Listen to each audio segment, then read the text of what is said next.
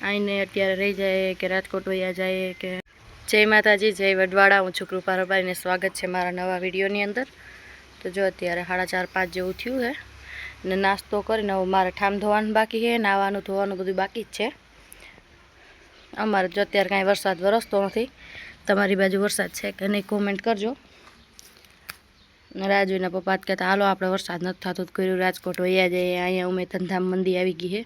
જોકે સોશિયલ મીડિયામાં તો અમારે સારું હાલે છે, કંઈ વાંધો નથી, પણ એને ઘરે ને ઘરે બેસવું પડે છે। તે એમ કહે છે કે વયા જાય, હવે હું કરીએ જોઈએ આગળ, કેમ કે વરસાદ થતો નથી। અમારા બાજુ ખેતીનું જ વધારે, બીજું કંઈ કામકાજ હોય નહીં।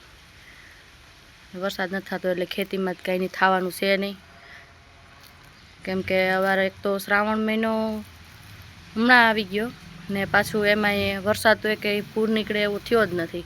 બાકી જ્યાં છે ત્યાં તો હબાવ છે, બાકી અમારા હજી સુધી મેં કઈ વખત પૂર નીકળે એવો વરસાદ આવ્યો જ નથી। એમાં અમે પરમ દિવસે દ્વારકા ગયા હતા, દ્વારકા તો હાવ વરસાદ નથી, ખાલી રેડા 2 આવ્યા હોય તો ભલા, બાકી ક્યાંય પાણી જ જોવા નથી મળતું। અવાર બહુ વહમું છે, વરસાદ જ નથી ક્યાંય। એને છે ને અહીંયા આવવાનો જ વિચાર હતો, કેમ કે અહીંયા આ જ વાંધો પડે કે વરસાદ ન હોય એટલે કંઈ આગળ આપણે કંઈ કરી શકીએ નહીં। પણ રાજવીને મને અહીંયા રાજકોટ નહોતું ગમતું એટલે અમે આવતા રહેતા, અને હવે એ કહે છે કે હું પાછો વયો જાઉં, હું કરીએ જોઈએ। એ એક જાય કે પાછા બધા વયા જાય। મારે જો કે અત્યારે સોશિયલ મીડિયામાં સારું જ છે, પણ એને ઘેરે નવરા બેઠા નથી ગમતું। એમ કે ત્યાં જાઉં તો મારે કંઈક કામ થાય, બાકી અહીંયા ઈકો લીધો હોય પણ અત્યારે આ મંદીના લીધે કાંઈ ધંધા જ નથી હાલતા।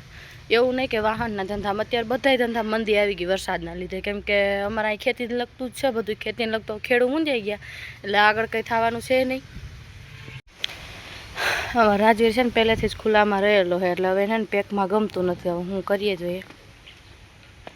લગભગ તો મમ્મી દીકરો આઈને રહી જાઉં ને કાં તો જો હવે એને કંઈક કહીએ જો આઈને રહી જાય તો, કેમ કે ત્યાં નથી ગમતું।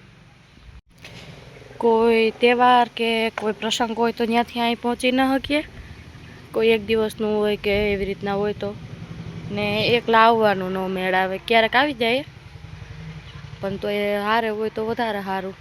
અમારે એ બાજુ કોઈ ત્યાં કોઈ હગું નથી એટલે પ્રસંગ હોય કે વાર તહેવાર હોય બધું અહીંયા જ ગામડે જ કરવા આવવું પડે। હું પહેલાંથી જ ખુલ્લા વાતાવરણમાં રહી ગયેલી છું એટલે હવે ત્યાં ગમતું નથી, ખેતીને એવું બધું કરેલું છે ને અહીંયા આને નથી ફાવતું, મને વા નથી ફાવતું। અમારી બેયનું અલગ અલગ થઈ જાય છે। આને જો કે પહેલાં જ નહોતું આવવું, એને અહીંયા રાજકોટ જ રહેવું હતું, પણ મમ્મી દીકરો ધરાડ લે એવા, જો કે ત્યાં રાજવીરની તબિયત એ વધારે બગડી જાય, એકલો થઈ જાય ને, અહીંયા હોય તો બધા છોકરા ભેગો રમવા ને બધું વયો જાય। ત્યાં એક તો આપણે અજાણ્યા હોય, આજુબાજુમાં રહેતા હોય ને કોક હારે સારું હોય કોક હારે ન હોય, તો એવી રીતના ન મજા આવે ને પાછું પેક થઈ જાય એ વાત અલગ બધી। ને અહીંયા આપણે ફરિયામાં ખુલ્લામાં રમી શકીએ, અહીંથી પછી વાં એ મારા જેઠને એ છે ત્યાં જવું હોય તો ત્યાં જઈ શકે। જો કે અત્યારે તો બધા આખો દી ત્યાં જ હોય, સાંજે લેવા જાય ને સવાર મૂકવા જાય। ધરાડ સવારે ઉઠે ને એટલે એમ કે હાલો મને ત્યાં મૂકી જાઉં, ત્યાં એને રમવાનું વધારે મજા આવે બધા છોકરાઓ ભેગી, બાકી એકલો થઈ જાય એવું બધું છે। હવે તમે બધા જ કહો જોઈએ કે આગળ શું કરીએ, આઈને અત્યારે રહી જાય કે રાજકોટ વયા જાય કે, એનું કહેવાનું પાછું એમ છે કે આઈને છે ને કાંઈ આગળ કરી ન શકીએ, બાકી રાજકોટમાં આપણે ઈકો જો ફિક્સમાં મૂકવું હોય તો એમ એ થઈ જાય, બાકી કંઈ કામકાજ ગોતવું હોય તો કામકાજ એ મળી જાય। પાછું અહીંયા ઝોમેટોનું ને એ બધું એ સારું હાલે છે, તો એમ કે ત્યાં કોઈ પણ જાતનું કામ મળી જાય। બાકી અહીંયા તો એવું છે અત્યારે તો હાવ કે તો હાવ મંદી છે, ઉનાળો કેમ હોય એના જેવું વાતાવરણ છે, ચોમાસા જેવું કંઈ લાગતું જ નથી। તો આગળ શું કરીએ જોઈએ, હાલો આજના વિડીયોમાં એટલું જ, મળશું પાછા નવા એક વિડીયોમાં।